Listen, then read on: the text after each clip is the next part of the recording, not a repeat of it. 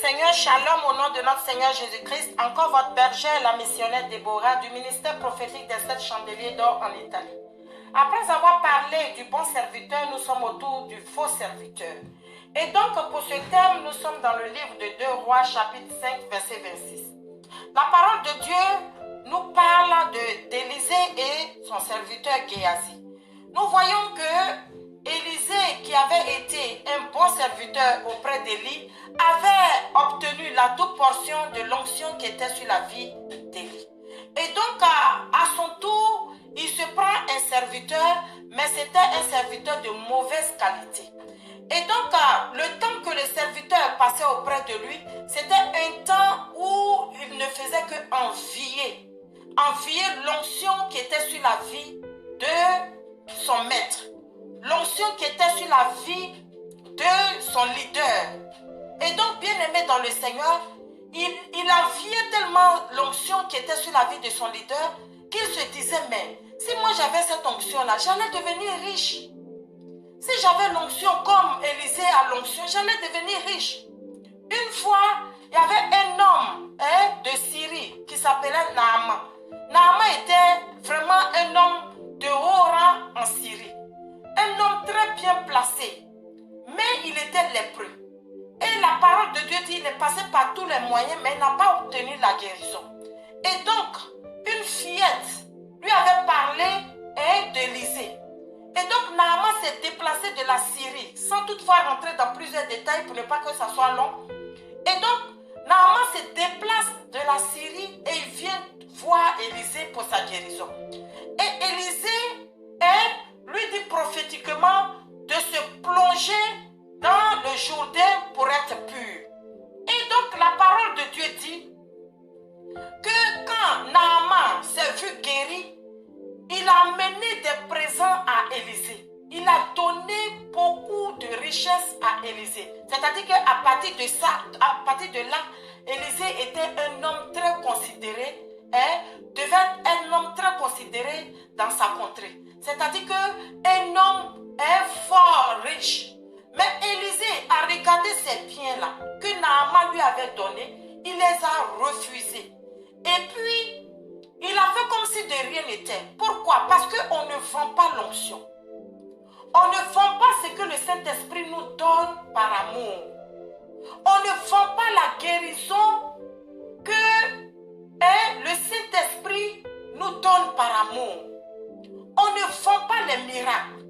Et donc, Élisée, sachant que ayant reçu gratuitement, nous devons aussi donner gratuitement, il regarde tous les biens que Naaman lui a emmenés et il regarde ses biens et dit non, je ne prendrai rien de tes mains.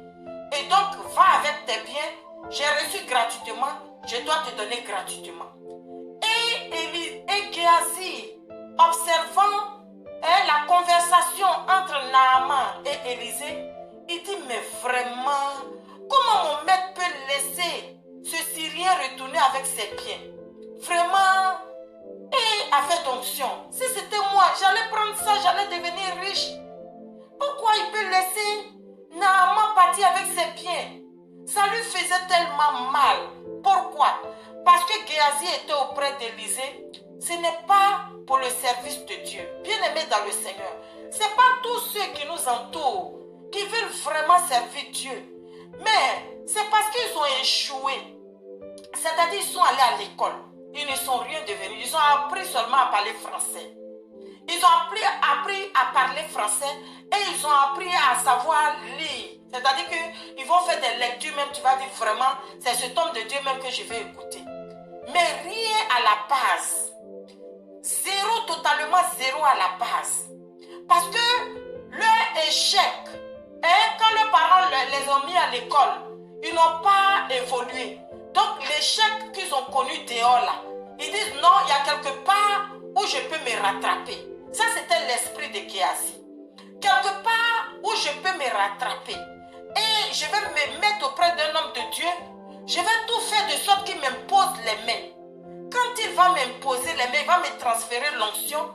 Je vais maintenant faire sortir ma vraie nature pour escroquer le peuple de Dieu. Et c'est ainsi que nous sommes en face des faux serviteurs de Dieu qui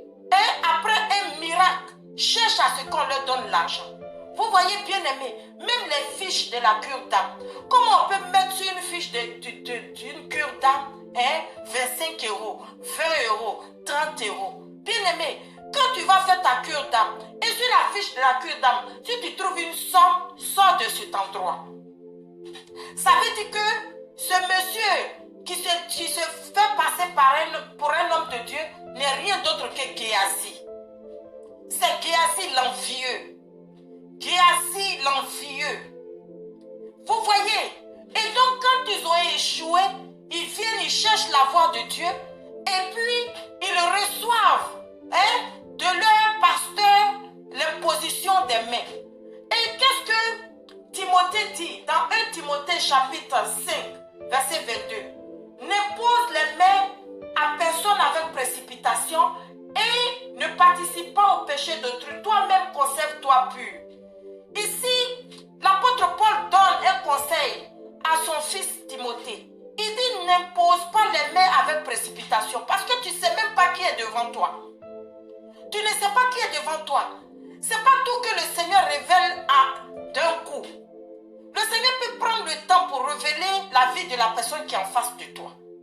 Le Seigneur peut te révéler la vie de la personne aussitôt, comme il peut prendre le temps pour te révéler la vie de la personne. Et donc, bien aimé dans le Seigneur, Dieu fait ce qui lui plaît. Dieu fait ce qu'il veut. Et donc, si quelqu'un est de mauvaise qualité, de toutes les façons, le temps qu'il va passer auprès de toi, tu vas découvrir quel genre de personne c'est. Et donc, vous voyez ici, voici Naaman à qui Élisée n'a pas pris de l'argent. Il ne lui a même pas demandé. C'est Naaman même qui lui a donné. Et il a dit qu'il ne prenait pas. Maintenant, Naaman commence à partir. Il était dans son champ. Voici Géasi qui court derrière le champ en train de transpirer. Bien-aimé dans le Seigneur. Quand tu vois quelqu'un qui est trop chaud, qui transpire à tout moment, c'est que ces intentions-là, il faut bien regarder si c'est de bonnes intentions. Si c'est de bonnes intentions. Et donc, il transpirait, il courait, il transpirait. Et il a rattrapé le champ dans lequel Naaman était assis. Et il a dit à Naaman, voici mon maître m'envoie vers toi. Il dit qu'il y a 2 personnes qui sont arrivées de la montagne d'Éphraïm, qui sont venues et il n'a rien à leur donner. Donc, vraiment, il est venu pour que tu lui donnes des choses pour ces personnes, ces étrangers qui sont venus, qui l'ont surpris. Et Naaman dit, mais quelqu'un qui m'a guéri, comment je peux lui refuser? Donc, tiens.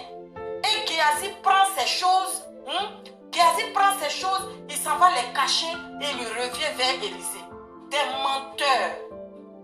Bien-aimés dans le Seigneur. C'est pourquoi l'apôtre Paul a dit à Timothée, ne sois pas pressé d'imposer la main à quelqu'un. Parce que quand tu imposes la main à quelqu'un, tu lui confesses ce qui est en toi. Et le fait que tu lui as déjà donné, le Seigneur ne peut plus retirer. Vous voyez? Et si le menteur, il n'a pas été délivré, vous voyez, il va partir sur la base du mensonge. C'est-à-dire qu'il a l'onction, mais c'est un gros escroc, un gros menteur. Et donc, partout où il arrive, comme il avait échoué dans les études, comme il avait échoué quelque part, il s'est attaché à toi pour recevoir quelque chose de toi. Et de sorte qu'il parte avec ça et commencer à révéler sa vraie identité. Et avec la vraie identité qui le révèle, bien-aimé dans le Seigneur, il va prendre ça pour aller escroquer.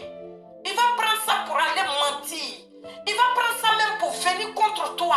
Et quand nous lisons dans le livre de Matthieu chapitre 7 verset 6, le Seigneur dit, ne donnez pas les choses saintes aux chiens et ne jetez pas vos perles devant les porceaux, de peur qu'ils ne les foulent aux pieds, ne se retournent et ne vous déchirent. Vous voyez combien de personnes ne se comportent comme les chiens. Le chien ne change pas sa manière de s'asseoir. Pourquoi? Le Seigneur dit, ne donnez pas vos bonnes perles aux chiens. Pourquoi? Le Seigneur dit ça. Ne donnez pas vos choses saintes aux chiens. Pourquoi il dit ça? C'est tout simplement parce que le chien ne change pas sa manière de s'asseoir. De toutes les façons, même s'il a fait la course, il a couru toute la journée, avant de s'asseoir, observe-le bien. Il va faire toujours le même tour avant de s'asseoir. Ça veut dire que la personne qui est en face de toi, même le temps, quel que soit le temps qu'il va passer auprès de toi, sa vraie identité sera révélée. sa vraie identité sera révélée et tu sauras de quelle personne il s'agit. Pour ne pas que tu sois pressé de lui imposer les mains. Parce que quand il va partir, et que c'est un voleur, c'est un adultère qui n'a pas été délivré, il va partir avec l'onction qu'il a reçue par l'imposition des mains. Il va prendre ça pour aller chercher les petites filles là dans son bureau. Parce qu'aujourd'hui, tout le monde est à la recherche de l'onction. Je vais partir, ils vont prier pour moi, je serai guéri. Mais quelqu'un qui a prié pour toi et puis tu es guéri, s'il te demande quelque chose, est-ce que tu peux refuser? Tu ne peux pas refuser. Souvent tu vas être là, non papa, faut pas faire ça, faut pas faire ça. Il va te dire non, c'est l'onction. Je vais te transférer l'onction. Pourquoi tu as dit papa? Ici là, il n'y a pas papa, tais-toi. Tais-toi, faut pas dire à quelqu'un. Et puis tu vas te taire sur ce péché-là. Et quand la personne s'en va et il commence à combiner comme ça, bien aimé, c'est comme si tu es en train de participer à son péché parce que c'est toi qui lui as imposé les mains. Que Dieu vraiment nous pardonne. Pour être des serviteurs qui ont été vraiment pressés à imposer les mains à certaines personnes. Bien aimés dans le Seigneur.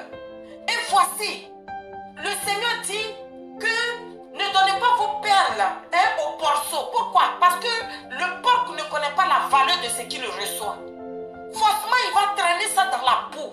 Vous voyez comment les porcs mangent. Si le Seigneur même compare des hommes aux chiens, il compare des hommes aux porcs, ça veut dire que vraiment on est arrivé à un stade où vraiment la sainteté de Dieu la même est très loin des hommes.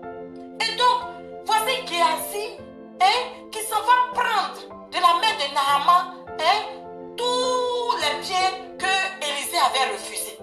Il prend de la main de Naaman les choses qu'Élisée avait refusées. Et bien aimé, il s'en va les cacher. Et il ment encore aux serviteurs de Dieu. Il ment à Élisée. Si Élisée était pressé, bien aimé, de lui imposer les mains, de lui conférer l'onction, oh bien aimé, Géasi allait faire du n'importe quoi avec ce qu'il avait reçu de la part d'Élisée. Il allait faire du n'importe quoi. Regardez, il n'avait même pas encore reçu l'imposition des mains. Mais regardez son comportement. Regardez sa manière de faire. Bien aimé dans le Seigneur. Il vient, Élisée dit où tu es quitté. Il dit ton serviteur n'est allé d'un côté ni de l'autre. Il dit tu penses que moi mon esprit était absent. Quel était l'esprit d'Élisée? C'est l'esprit de Dieu, le Saint-Esprit qui a automatiquement parlé à Élisée pour dire regarde Géasi où il est parti. Le parcours même qu'il a fait, Élisée a tout vu. Il dit ton serviteur n'est allé d'un côté ni de l'autre. Un menteur en plus. Et Élisée dit tu penses que moi mon esprit était absent? Le Saint-Esprit voit partout. Il connaît les profondeurs de ton cœur. Il connaît le mensonge même que tu caches. Comme des gens qui disent, moi si j'ai pris pour quelqu'un, j'aurai l'argent, il va me donner telle chose, il va me donner telle chose. Je peux faire lever un paralytique et puis je suis riche. Bien aimé dans le Seigneur. Le premier esprit qui doit nous animer, bien aimé, c'est la gloire à Dieu d'abord. La gloire à Dieu. Parce que quand Élisée est venu quand Géasi plutôt est venu auprès d'Élisée, qu'est-ce que Élisée a dit? Il dit maintenant, la lèpre qui était sur la vie de Naaman va s'attacher à toi. La lèpre de Naaman s'attache à toi de génération en génération. Et à l'instant même, Élisée, et plutôt Géasi, a été couvert d'une lèpre blanche. Il a été lépreux à l'instant. Bien aimé dans le Seigneur. Il a été lépreux à l'instant. Mais il était toujours là.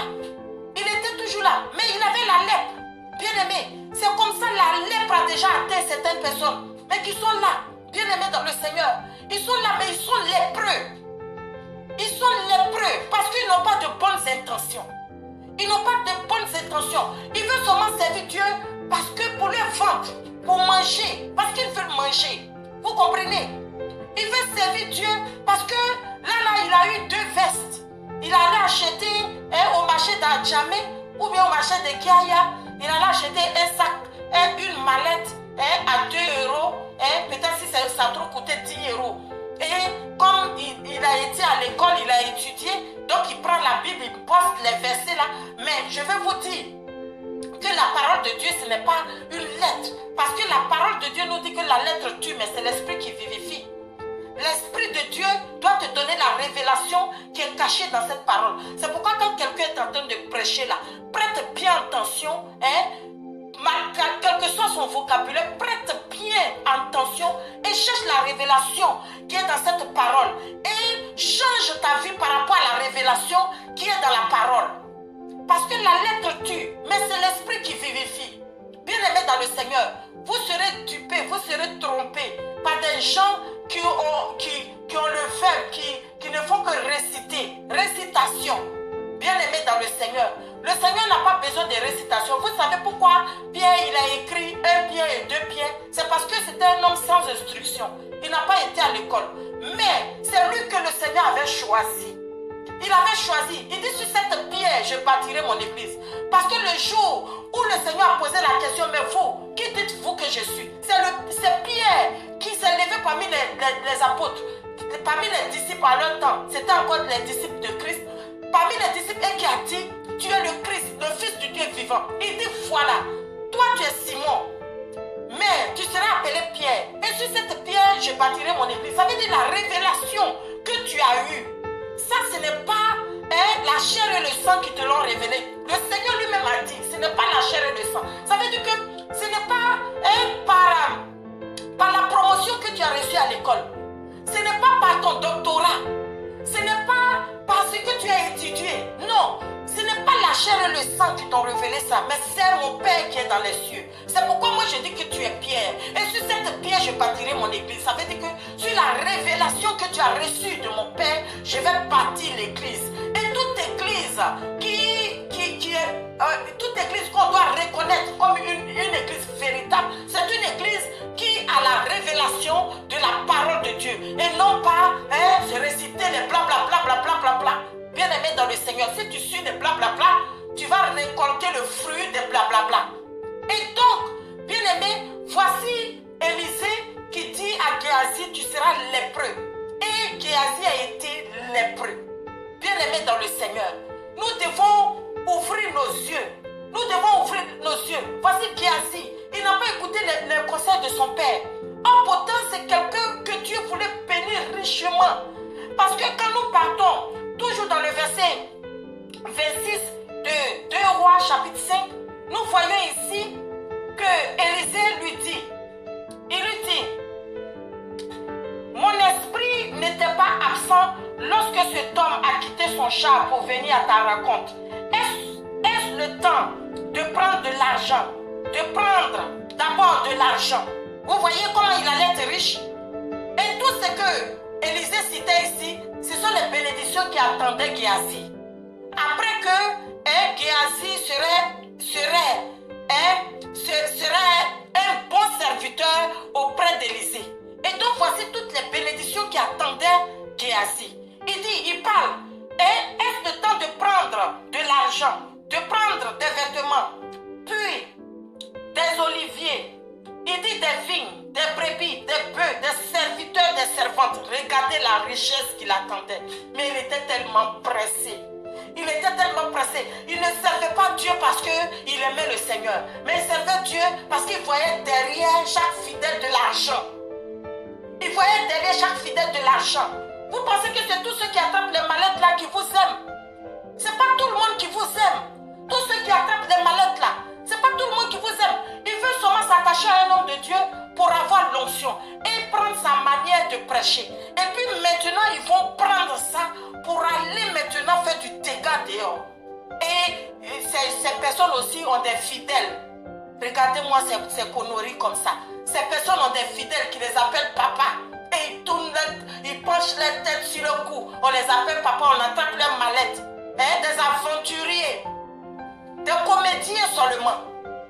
Bien-aimés dans le Seigneur, voici un comédien qui est assis. Voici Géasi, le vrai comédien. Et il y a plein de Géasi comme ça dans les églises. Et puis seulement sont eux qui se rebellent. Non, j'ai trop duré ici. Et le Seigneur maintenant m'a appelé. Toi, depuis quand Dieu va t'appeler, tant que tu n'as pas servi l'homme. Et voici que Élisée qui était là, il était auprès d'Élie. Et le temps qu'il a passé auprès de lui, est-ce que tu peux compter? La parole de Dieu dit que c'est lui qui versait l'eau sur les mains d'Élie. Si c'est toi là, tu vas dire, mais toi-même la douche est là-bas, te laver les mains. C'est moi que tu vas envoyer, je vais venir te servir, j'ai lavé tes mains. Bien-aimé dans le Seigneur, nous trouvons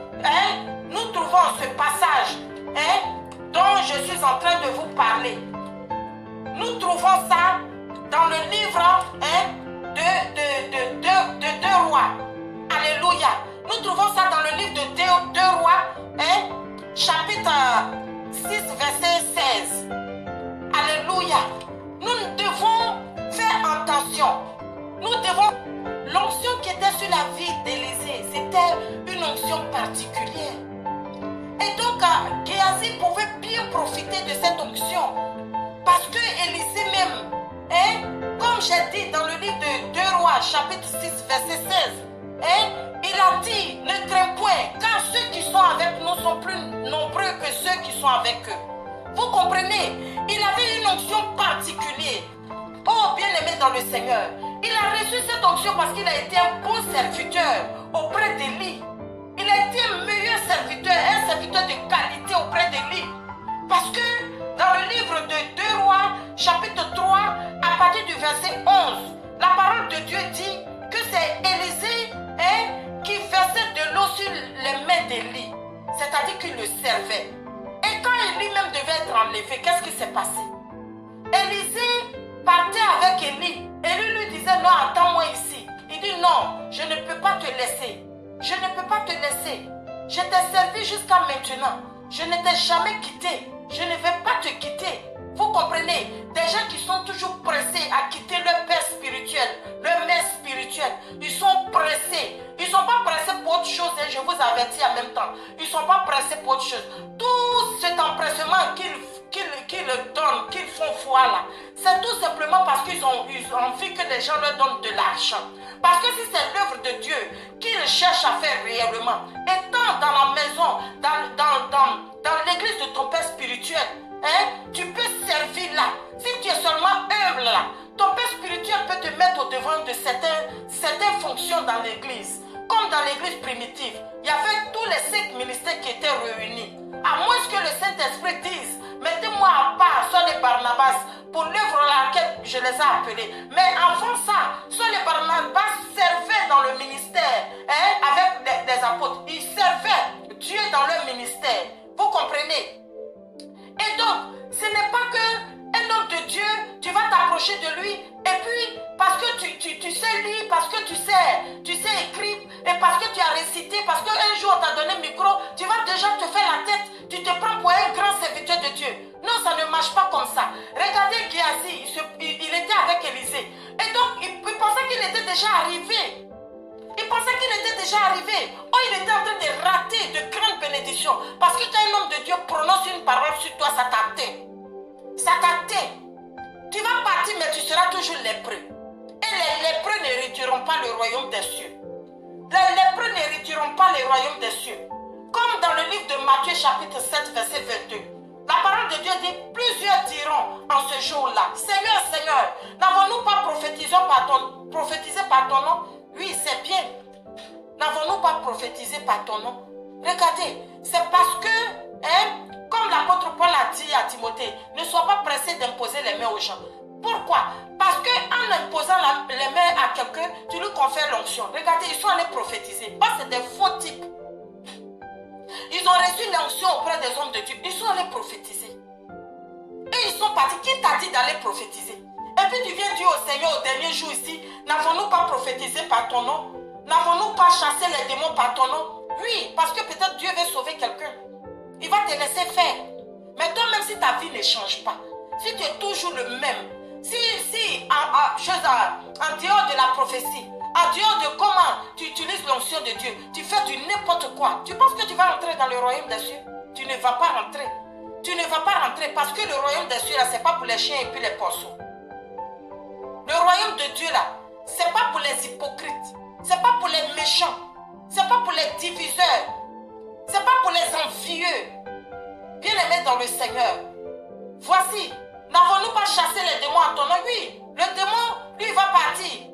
Parce que tu as reçu l'imposition d'une main. Et donc, l'onction de la personne se manifeste sur ta vie. Et donc, Dieu, pour sauver la vie de quelqu'un, bien-aimé dans le Seigneur, tu peux être utilisé de cette manière, mais le Seigneur ne te connaît pas. Parce que l'apôtre Paul lui-même dit, je traite durement mon corps. De sorte qu'après avoir prêché aux autres, que moi-même je ne sois pas disqualifié. Et donc l'apôtre Paul faisait attention à sa vie spirituelle. Il faisait attention à sa vie. Et donc aujourd'hui, comme des mallettes sont versées au marché, prenez, allez-y. Allez-y avec les mallettes. Mais dites-vous que l'homme Dieu ou la servante de Dieu auprès de qui le Seigneur t'a mis, si sa bénédiction ne t'accompagne pas, bien aimé, le Seigneur ne te connaît pas. Je vous ai parlé de Anne, l'histoire de Anne, quand elle est rentrée dans le temple. Et puis elle a fait sa prière. Et Élie a dit, jusqu'à quand tu vas faire passer ton vin? Et elle a dit que non, papa, je suis pas saoulée, mais je suis en train de exposer ma vie devant Dieu. Je suis en train d'un cœur meurtri prier le Seigneur. Et qu'est-ce que Élie a dit? Élie l'a béni. Élie lui a dit que le Dieu d'Israël exauce ta prière. Bien aimé dans le Seigneur. Fallait que Élie, en tant que leader de cette femme, donne sa bénédiction. Parce que Dieu ne peut pas quitter en haut pour te bénir directement. S'il ne passe pas par quelqu'un, s'il ne passe pas par ton père spirituel, s'il ne passe pas, même Samuel, avant de servir, avant d'être juge, avant d'être juge et prophète en Israël, c'est Élie qui lui a dit que si tu attends la voix de nouveau, il faut dire que parle, Seigneur, ton serviteur écoute. C'est Élie qui lui a montré la voie. Parce que tant qu'Élie ne lui avait pas dit ça, quand l'Éternel appelait Samuel, Dieu ne parlait pas. Samuel, quand Dieu appelait Samuel, il ne parlait pas. Il ne disait même pas ce qu'il devait dire à Samuel. Pourquoi? Parce que Élie ne l'avait pas encore orienté. Parce que Élie ne l'avait pas encore mis sur le chemin. Vous voyez, Dieu ne brûle pas ses étapes. Dieu ne se contredit pas lui-même. Vous comprenez? Donc Élie a dû dire à Samuel, si tu attends encore la voix qui t'appelle, il faut dire, oui Seigneur, ton serviteur écoute. Et c'est en ce moment que Samuel a dit ce que Élie lui a dit de prononcer. Et c'est en ce moment-là, c'est à la suite que l'Éternel, le Dieu, a commencé à parler. Donc tu ne peux pas quitter comme si tu tombais de nulle part. Des gens qui n'ont même pas de père spirituel. Des gens qui n'ont même pas de mère spirituelle. Ils sont sur le net par-ci par-là. Ils sont en train de se divaguer. Ils ne comprennent rien. Tantôt c'est lui là parce qu'il prêche bien. Tantôt c'est l'autre parce qu'il prêche bien. Tantôt c'est l'autre lui là parce qu'il est en train de chasser les démons. Mais tu sais avec quel esprit il chasse les démons? Tu sais même si lui-même c'est un rebelle. C'est lui-même qui est sur le net là. Tu ne sais pas si c'est un rebelle. Est-ce que tu connais son père spirituel? Bien aimé dans le Seigneur. Quand tu vas dans une église, il faut savoir si ton père ou ta mère a un père ou une mère spirituelle. Bien aimé dans le Seigneur. Parce que le Seigneur ne brûle pas ses étapes. Et donc aujourd'hui, nous avons parlé des faux serviteurs. Et en prenant comme ça l'exemple de Géasi, nous voyons que la lèpre l'a atteint jusqu'à de génération en génération. Et quand vous allez lire la suite, vous allez voir que Géasi, il n'avait même pas son propre témoignage à lui-même. Il était là, oui, voici ce que Élisée a fait, voici ce qu'Élisée a fait, voici ce que les miracles qu'Élisée a fait. Mais toi, où tu étais? Tout ça, c'est toi qui devais prendre. C'est toi qui devais hériter. Mais tu n'as pas été un bon héritier. Tu n'as pas été un bon serviteur. Et donc, tu n'as même pas bénéficié de tout ce qu'Élisée a fait. Et donc, il dit, n'avons-nous pas chassé les démons par ton nom? N'avons-nous pas fait beaucoup de miracles par ton nom? Ah, donc tous les miracles, beaucoup qu'on voit là. Ouvrez bien vos yeux, ouvrez bien vos oreilles et écoutez. Les miracles, voici des faux serviteurs qui disaient ici, n'avons-nous pas fait beaucoup de miracles? Donc, souvent, il faut connaître l'origine de ton père ou de ta mère spirituelle. Et donc, c'est là que je vais m'arrêter pour aujourd'hui. Pour ne pas trop aller de l'avant, je vais m'arrêter là pour aujourd'hui. Après encore, nous allons encore continuer ce thème. Que Dieu vous bénisse. C'était votre bergère, la missionnaire Déborah. Et nous allons nous revoir pour une autre séance. Nous allons faire une courte prière au nom de Jésus. Seigneur notre Dieu, Père, je prie, ô Éternel, de délivrer ton peuple de toute atmosphère diabolique, de briser les liens et les chaînes qui les empêchent de voir, qui les empêchent de comprendre, qui les empêchent d'être de bons serviteurs. Enlève-les de la mauvaise qualité de serviteurs et mets-les dans la bonne qualité de ceux que tu aimes, que tu approuves. Bénis abondamment leur maison et que ta grâce soit sur leur vie. Au nom de Jésus-Christ, ainsi j'ai prié. Amen.